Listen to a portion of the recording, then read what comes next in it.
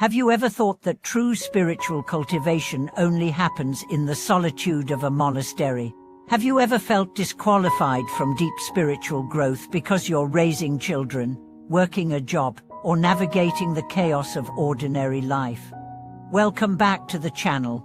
Today, we are going to challenge a long-standing misconception, a belief that has quietly discouraged countless people from walking a spiritual path. The idea that you must leave your family, abandon your career, or isolate yourself to truly practice Buddhism. But Master Guang, one of the most respected figures in modern Chinese Buddhism, offers a profound correction to this myth. He said that the family is not a distraction from spiritual practice, it is the very field in which it can flourish most deeply. In today's video, we'll uncover why your home, with all its noise, messiness, and emotional complexity, is actually your greatest training ground for enlightenment. Let's begin with an observation. When you imagine a spiritual master, what comes to mind? A monk seated in silence atop a mountain, a robe, a shaved head, a distant temple. Most of us have been conditioned to associate depth with detachment. But detachment isn't the absence of relationships. It's the presence of awareness within them. You don't need to leave your life to find peace. You need to bring awareness into your life as it is. Master Guang was once asked by a householder, "How can I cultivate while being surrounded by noise, children, and responsibility?" He answered, "If you cannot find purity in your own home, where do you think it will arise? The dust you see is not from your home, it's from your own heart." Let that sink in. Your family isn't blocking your path. It is your path. Think about it. What better way to develop patience than raising a toddler who refuses to sleep? What better way to develop compassion than caring for an aging parent? What better way to practice equanimity than dealing with a difficult spouse or sibling? These aren't obstacles, they are opportunities. Let's take a look at a story from the life of a woman named Mai. Mai dreamed of one day becoming a nun. She admired the serenity of the monastic life and often fantasized about escaping her stressful job, demanding kids, and emotionally distant husband. One day, during a retreat, she asked a visiting monk, "Do you think I could become enlightened faster if I left everything and joined a monastery?" The monk smiled gently. "Maybe," he said, "but maybe not. You think a monastery is free of distraction. But the mind brings its distractions wherever it goes. You think monks are free of ego, but they struggle, too. The difference is not the place, the difference is the practice." He continued, "If you can meet each moment in your home with mindfulness, then your kitchen becomes a temple. Your child's cry becomes a bell of awakening. Your relationship becomes a mirror. There is no outside and inside. There is only awareness." Mai went home with new eyes.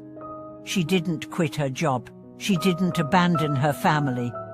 But she began to pause before reacting. She began to breathe when the chaos rose. She began to listen, not just to her children's words, but to the silence beneath them. Slowly, her home changed, not because they became quieter, but because she became more present. That's real cultivation. It's easy to be calm when you're alone. But can you stay grounded when your teenager slams the door? Can you stay compassionate when your partner blames you unfairly? Can you stay awake when your to-do list feels endless? These moments are not separate from enlightenment. They are enlightenment. Master Guang emphasized that the family is the perfect environment to cultivate the 5 precepts: non-killing, non-stealing, non-sexual misconduct, non-lying, and non-intoxicants. In family life, we are constantly called to practice honesty, restraint, patience, generosity, and forgiveness. And not in abstract ways, but in visceral, messy, emotional realities. Let's talk about another common illusion, that spiritual life is about escaping suffering. But what if the purpose is not escape, but intimacy? Not to get away from pain, but to understand it so deeply that it transforms.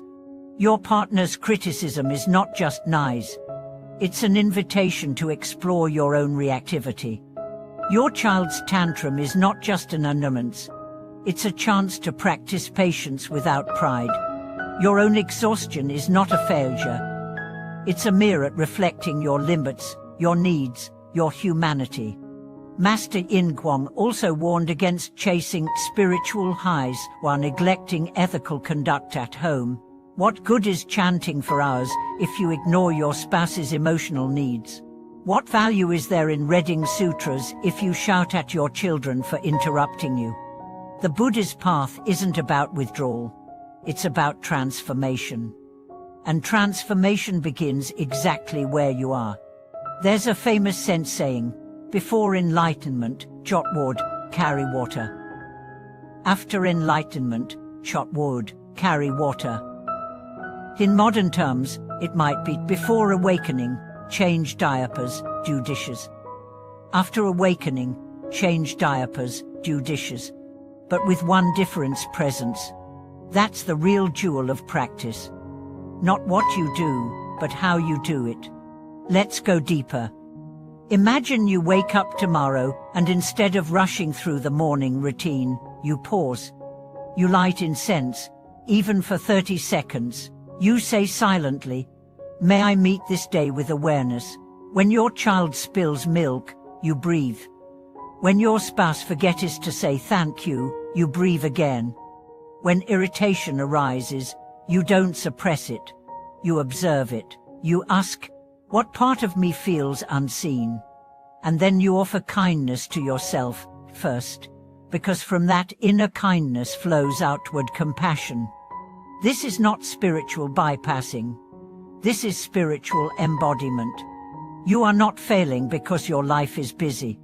You are not less spiritual because you don't meditate for 2 hours a day.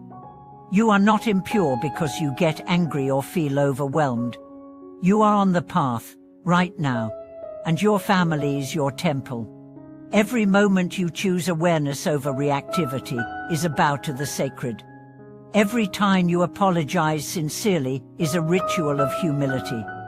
Every act of love, given without condition, is an offering. And when you begin to see your life this way, the mundane becomes miraculous. So, if you've ever felt unworthy of practice, if you've ever compared yourself to monks, nuns, or more spiritual friends, hear this: your path is not behind or ahead. It is exactly where your feet are.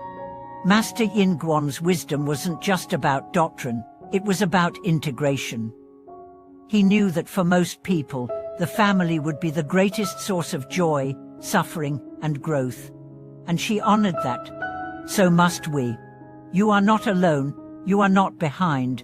You are walking your path beautifully through the dishes, the arguments, the tears, the laughter. Keep walking. And when you forget, begin again. Thank you for joining us today. If this message brought you clarity or peace, please comment below and share your experience.